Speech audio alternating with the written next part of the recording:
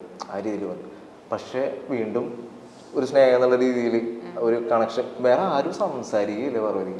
നമ്മൾ പിന്നെ മനസ്സിലാക്കുന്ന ആൾക്കാർ അവരാണ്. പിന്നെ ആരോട് സംസാരിക്കാൻ എന്താ വന്നതെന്നറിയോ? നിങ്ങൾ ഇടയ്ക്ക് സോഫയിൽ ഇരുന്ന് സംസാരിക്കുമല്ലോ, എന്നിട്ട് ഉറക്കെ സംസാരിക്കാനൊക്കെ നിങ്ങൾ രണ്ടു സോഫയിൽ ഇരുന്ന് ഇങ്ങനെ സംസാരിക്കുമല്ലോ, അപ്പൊ താഴെ വരുന്ന കമന്റ്സ് ഓ അവരുടെ സ്നേഹം അത്രയും പ്യുവർ ആയിരിക്കും, അവരിപ്പം അത് വേണ്ട പുറത്തിറങ്ങിയിട്ട് അവരത് തമ്മിൽ സംസാരിച്ച് സെറ്റ് ആക്കാനായിരിക്കും എന്നൊക്കെ പറഞ്ഞു അങ്ങനെ പോസിറ്റീവ് ആയിട്ടുള്ള കമന്റ്സ് ആയിരുന്നു കൂടുതൽ വന്നിട്ടുണ്ടായിരുന്നു. അവിടെ ഭയങ്കര ഓപ്പൺ ആയിട്ട് അങ്ങനത്തെ രീതിയിൽ സംസാരിക്കില്ല. പക്ഷെ ഒരു ഇഷ്ടം എനിക്ക് തോന്നിയിട്ടുണ്ട്, ഇഷ്ടമാണ്. പക്ഷെ കൂടുതൽ ഡീറ്റെയിൽ എനിക്ക് സംസാരിച്ചിട്ടില്ല. പക്ഷെ ഞാനത് സ്റ്റിൽ ഞാൻ ഭയങ്കരമായിട്ട് എൻജോയ് ചെയ്തിരുന്നു. അല്ല എല്ലാവരും പറയുന്നത് അവരുടെ ആ ഒരു സ്നേഹത്തിനെ അവർ റെസ്പെക്ട് ചെയ്യുന്നുണ്ട്, അതിനൊരു സ്പേസ് കൊടുക്കുക. ഇങ്ങനെ ഒരു പ്ലാറ്റ്ഫോമിൽ അവർക്ക് സംസാരിക്കാൻ താല്പര്യം ഉണ്ടാവില്ലായിരിക്കും. ഞാനും സംസാരിച്ചിട്ടില്ല, അവളും സംസാരിച്ചിട്ടില്ല. എനിക്ക് അറിയില്ല ഇപ്പൊ അവള് ഗെയിം കഴിഞ്ഞ് ഇറങ്ങുമ്പോ എന്താന്ന് എനിക്കറിയില്ല. ഞാൻ പക്ഷെ അത് എന്നെ സംഭവിച്ചത് ഭയങ്കര പ്യൂർ ആയിട്ടുള്ള ഒരു കാര്യമാണ്. അതൊക്കെ ഗെയിം വെച്ച് കളിക്കുകയാണ്. എനിക്കൊന്നും പറയില്ല പാർവതി, എനിക്കൊന്നും പറയില്ല. എനിക്ക് അങ്ങനെ നിലനിൽക്കൊന്നും വേണ്ട. ഇപ്പൊ രജിത്തേട്ടെന്ന് അവിടെ വന്നപ്പോ നിങ്ങൾ ലവ് സ്ട്രാറ്റജി ആണല്ലോ ഇത്, നിങ്ങൾ അതൊക്കെ മാറ്റിക്കുമ്പോൾ അവള് പറയുന്നത് അത് സ്ട്രാറ്റജി അല്ല. അപ്പൊ എനിക്ക് അപ്പൊ അതിനർത്ഥം എനിക്ക് അറിയില്ല എങ്ങനെയാണെന്ന്.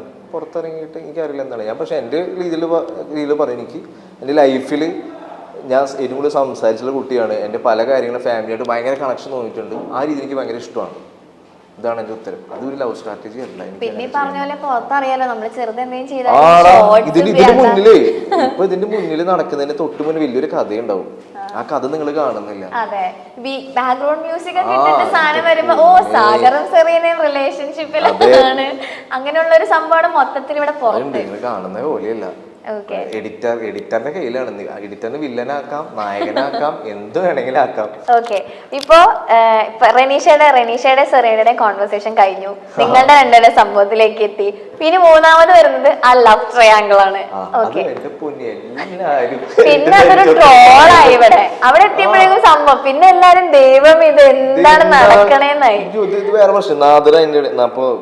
നാദര വന്നിട്ട് ഇഷ്ടമാണെന്ന് പറഞ്ഞു എന്റെ അടുത്ത്. സാറിന് എനിക്ക് അത് മാത്രമല്ല ജൂനൈസിന് സെറീനയുടെ അടുത്ത് ആകെ കൂടി അവിടെ ഞാൻ ഇപ്പൊ ആരോട് ഗെയിം കളിക്കും എന്നുള്ള അവസ്ഥയിലായി പോയി. അതിൽ എനിക്ക് ജൂനൈസ് പലപ്പോഴും നമ്മൾ 3 പേരായിട്ട് ഇരിക്കുമ്പോൾ ജൂനൈസ് സെറീനയുടെ അടുത്ത് സംസാരിക്കുമ്പോൾ എനിക്ക് മനസ്സിലായിട്ടുണ്ട് ഏകദേശം പിന്നെ എന്തോ ഒരു ഇതുണ്ടെന്ന്. അപ്പൊ ഇവര് രണ്ടുപേരും സംസാരിക്കണ്ടേ, ഞാൻ മൂന്നാമതിരിക്കുമ്പോൾ ഞാൻ അവിടെ ഒഴിഞ്ഞു മാറിപ്പോവും. പക്ഷെ അത് സെറീനയ്ക്ക് മനസ്സിലായിട്ടുണ്ടാകുന്നില്ല. അപ്പൊ സെറീന ഒരു ദിവസം ഇത് മനസ്സിലാക്കിയ ദിവസം എൻ്റെ അടുത്ത് പറഞ്ഞാ സാറും ജൂനൈസ് എൻ്റെ അടുത്ത് ചെറിയൊരു ഇഷ്ടമുണ്ട്. അപ്പൊ എനിക്കത് നേരത്തെ അറിയാം, എനിക്കത് നേരത്തെ തോന്നിയിട്ടുണ്ട്. അവിടെ ഞാൻ എങ്ങനെയും അവർക്ക് അങ്ങനെ വരുമ്പോൾ ജൂനൈസ് എന്തെങ്കിലുമൊക്കെ എന്നെ പറ്റി ഇങ്ങനെയൊക്കെ പറഞ്ഞ് എന്തെങ്കിലുമൊക്കെ പറയും. ഞാൻ നൈസായിട്ട് എപ്പോഴും അതിന് രണ്ടുപേരും സംസാരിച്ചു. എനിക്കത് മനസ്സിലായിട്ടുണ്ടായി. പക്ഷെ സെറീനയ്ക്ക് എപ്പോഴും മനസ്സിലായിട്ടുണ്ടാകുന്നില്ല. പിന്നെ നാദരയുടെ കാര്യം എന്ന് പറയുന്നത് അവൾക്ക് തുടക്കത്തിൽ എന്നെ ഇഷ്ടമുണ്ടെന്ന് പറഞ്ഞിട്ടുണ്ടായിരുന്നു. ഗോപിക ഞാൻ പിന്നെ ഇപ്പോൾ വിളിച്ചപ്പോഴൊക്കെയാണ് പറയുന്നത്, ഗോപിക എടുത്ത് എന്തോ പറഞ്ഞിട്ടുണ്ടായിരുന്നു ഇഷ്ടമാണ്. അതുപോലെ തന്നെ അവളെൻ്റെ അടുത്ത് ഇഷ്ടമാണ് ഒരു കാര്യം അവൾ എൻ്റെ അടുത്ത് പറഞ്ഞു. എനിക്കത് ഭയങ്കര സ്ട്രൈക്കിംഗ് ആയിട്ട് തോന്നി. അവിടെ എൻ്റെ ലൈഫ് ഭയങ്കര പ്രശ്നമാണടാ, നിനക്കറിയാലോ എൻ്റെ ലൈഫിൻ്റെ കാര്യം എന്താണെന്ന്. ഞാൻ ചെറുപ്പം മുതലേ സ്നേഹം കിട്ടി വളർന്നിട്ടുള്ള ഒരാളല്ല. ഞാൻ പലപ്പോഴും സ്നേഹം പിടിച്ച് വാങ്ങിച്ചിട്ടുള്ള ഒരാളാണ്. പക്ഷെ നീ എന്താണ് ഞാൻ സ്നേഹിക്കുന്ന എന്നെ നിനക്ക് എന്താ പറ്റാത്തേ? അവിടെ വലിയൊരു പോയിന്റ് പറഞ്ഞു. അപ്പൊ അത് എനിക്ക് ആ പോയിന്റ് പുറത്ത് പോയിട്ടുണ്ടോന്ന് എനിക്കറിയില്ല. അങ്ങനത്തെ ഒരു കറക്റ്റായിട്ട് പറയട്ടെ, ഞാൻ പുറത്ത് ഭയങ്കര സ്നേഹം കിട്ടാത്ത ആളാണ്, ഞാൻ ഭയങ്കര ഒറ്റപ്പെട്ടിട്ടുള്ള ഒരാളാണ്, എനിക്കിതൊരു സ്നേഹം കിട്ടിയിട്ടില്ല, ഞാൻ ഭയങ്കര സ്നേഹം പിടിച്ച് മേടിക്കുന്ന ഒരാളാണ്, എനിക്ക് തന്നെ ഉള്ള ആളെ ഭയങ്കര ഇഷ്ടമാണ്. അപ്പം ഞാൻ എനിക്ക് തന്നെ ഒരിക്കലും ആ രീതിയിൽ ഇഷ്ടം കാണാൻ പറ്റില്ല. എൻ്റെ ആ കുട്ടിക്ക് തന്നെ ഇഷ്ടമാണ്, എനിക്ക് ആ കുട്ടിയുടെ ഇമോഷൻ അത് മാറ്റി കളയാനും മാച്ച് കളയാനും എനിക്ക് പറയാൻ പറ്റില്ല.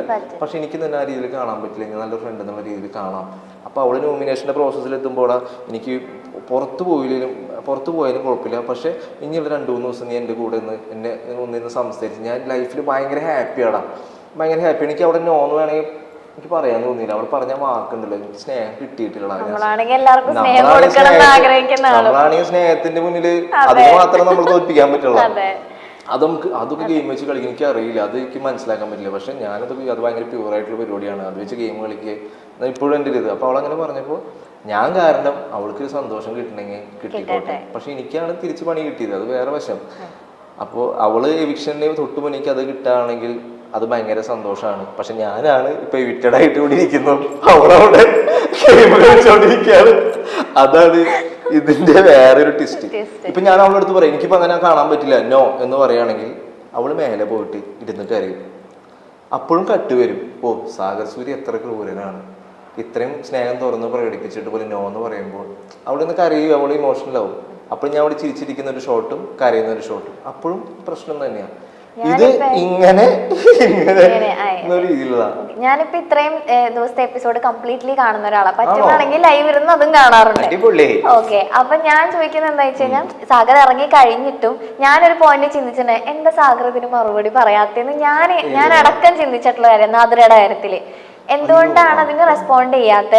ഒരു എന്തെങ്കിലും ഒരു ക്ലാരിഫിക്കേഷൻ കൊടുക്കും. അത് ഷീച്ചേട്ടൻ ഇടക്ക് വന്ന് പറഞ്ഞില്ലായിരുന്നു, നിങ്ങൾ ഒന്നില്ലെങ്കിൽ ഇതിനൊരു ക്ലാരിഫിക്കേഷൻ ആളുകൾക്ക് കൊടുത്തേ പറ്റുള്ളൂ. അപ്പൊ ഷീച്ചേട്ടൻ വന്ന് പറയുമ്പോഴും ഞാൻ പറഞ്ഞു അതെ വേഗം കൊടുക്കുന്നത്, എന്താണ് ഇതിനെപ്പറ്റി ഒരു ക്ലാരിഫിക്കേഷൻ വരാത്തെന്നുള്ളത് ആസ് എൻ ഓഡിയൻസ് എനിക്ക് ഉണ്ടായിരുന്നു.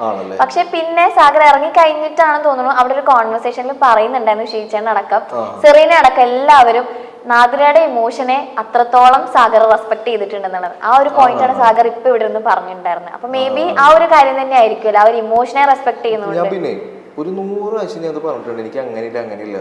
പക്ഷെ ഇത് പുറത്ത് വിടുണ്ടോ എനിക്ക് അറിയില്ല. ഉണ്ട് ബാത്റൂമിലൊക്കെ വെച്ചിട്ട് പറഞ്ഞ സമയത്തുള്ളതൊക്കെ കുറെ പ്രാവശ്യം കുറച്ചൊക്കെ വന്നിട്ടുണ്ട്. പെങ്ങളെന്നുള്ള രീതിയിൽ പെങ്ങളെല്ലാം കേൾക്കുമ്പോ കലി വരും. അപ്പൊ ഞാൻ നമുക്ക് അത് ഇറിറ്റേഷൻ ആവശ്യം നല്ല ഫ്രണ്ട്. അപ്പൊ സാഗർ സ്റ്റോപ്പ് ചെയ്യും. പിന്നെ ഫ്രണ്ട് എന്നുള്ള രീതിയിലാണ്. ഞാൻ ഒരു പ്രാവശ്യം ഞാൻ ഇത് ഭയങ്കര പ്യൂർ ആയിട്ടുള്ള പരിപാടി. ഒരു പ്രാവശ്യം പേഴ്സണലി അവിടെ മാറി നിൽക്കുക, എനിക്ക് ഗെയിം എനിക്ക് കളിക്കാൻ പറ്റുന്ന രീതിയിലേക്ക് എത്തി. മീൻസ് കുറച്ചൊക്കെ ഇവിടെയൊക്കെ നമ്മൾ എഫെക്ട് ചെയ്യുമല്ലോ, എത്ര ഇല്ലെന്ന് പറഞ്ഞു. ഞാൻ ഇത് എൻ്റെ ലവ് സ്ട്രാറ്റജിയാണ്, ഞാൻ പറയാത്ത ആളാണ്, ഞാൻ പർപ്പസ്ഫുള്ളി അത് പറഞ്ഞതാണ്. എന്നിട്ട് അവളവിടെ പോയിട്ട് ഭയങ്കര കരച്ചിലേക്ക് ഭയങ്കര ചേട്ടാ ഞാൻ എല്ലാവരുടെ ഇടയിൽ അങ്ങനെ ഒരു സംഭവം പറഞ്ഞാണ് നമുക്ക് ഇത് ഉണ്ടാകാൻ വേണ്ടിയിട്ട് സെറീനയെ പോലെ തന്നെ അങ്ങനത്തെ ഒരു ഇഷ്യൂ ക്രിയേറ്റ് ചെയ്താണ്. അതിനുശേഷം ഞാൻ അവിടെ ഒരു പെന്നിട്ട് ഞാൻ കറക്റ്റ് എഴുതി കൂടുതൽ പാരാഗ്രാഫ് എഴുതി കൊടുത്തവൾക്ക് നാദരയ്ക്ക്, എടാ ഇത് ഗെയിമാണ്, ഞാൻ ഗെയിമിൻ്റെ രീതിയിൽ പറഞ്ഞാണ്, ഇനി മുന്നോട്ടുള്ള യാത്ര അടിപൊളിയായിട്ട് കളിക്കണം. ഞാൻ എന്തൊക്കെ പറഞ്ഞാലും പേഴ്സണലി സാഗർ എന്ന് പറഞ്ഞൊരു വ്യക്തി ആരും ഹേറ്റ് ചെയ്യാത്ത ഒരാളാണ്. പക്ഷെ അറിയാണ്ട് ഇത് പറഞ്ഞിട്ട് ഞാൻ അപ്പം തന്നെ തെറ്റ് മനസ്സിലാക്കി സോറി പറഞ്ഞാണ്. ഒരു എസ് തന്നെ അവൾക്ക് എഴുതി കൊടുത്തിട്ടുണ്ട്, അത് എനിക്കൊന്നും നാദരയ്ക്ക് അറിയുള്ളൂ എന്താണ് ഞാൻ എഴുതി കൊടുത്തിട്ടുള്ള സംഭവം. അത് ഭയങ്കര ക്ലിയർ ആണ്. ഞാൻ ഒരുപാട് പ്രാവശ്യം പറഞ്ഞിട്ടുണ്ട്. ഞാൻ എൻ്റെ മനസ്സിൽ ആ കുട്ടിക്ക് എന്തെങ്കിലും ഒരു സ്നേഹം ഞാൻ കാരണം കിട്ടിക്കോട്ടെ വിചാരിച്ച് ചെയ്തത്. പക്ഷെ അത് പുറത്ത് ലവ് ട്രയാങ്കിൾ ആ രീതിയിൽ പറയുമ്പോൾ ചെറിയൊരു വിഷമം. എൻ്റെ ഉള്ളിലുള്ള സാധനം അത് ഈ പറഞ്ഞ തുടക്കം തൊട്ടുള്ള ഒരു ഇമ്പാക്ട് ആണ് സാഗർ. അതുകൊണ്ടാണ് അത് ഉണ്ടായത്. റെനീഷ സെറീന കോൺവെർസേഷൻ, പിന്നെ നിങ്ങളുടെ ആ ഒരു ട്രാക്ക്, പിന്നെ ഈ ലവ് ട്രാങ്കിൾ വരുമ്പോ എല്ലാം കൂടെ ആളുകൾ കണ്ടിന്യൂസ്ലി കണ്ടോണ്ടിരിക്കുകയല്ലേ. അതാണ് പ്രശ്നം. അതിന്റെ ഉള്ളിൽ നിൽക്കുമ്പോഴേക്ക് പുറത്ത് അവിടെ എന്താണ് അറിയുന്നില്ല. പിന്നെ ഇതിനൊരു ക്ലാരിഫിക്കേഷൻ വരുന്നില്ല. പക്ഷെ സാഗറിന്റെ ഭാഗത്തു നിന്നുള്ള കാര്യം ഇതാണ്, ഈ ഇമോഷൻ എന്നുള്ളൊരു സംഭവം അവിടെ സാഗറിന്റെ പ്രയോറിറ്റി ആണ്.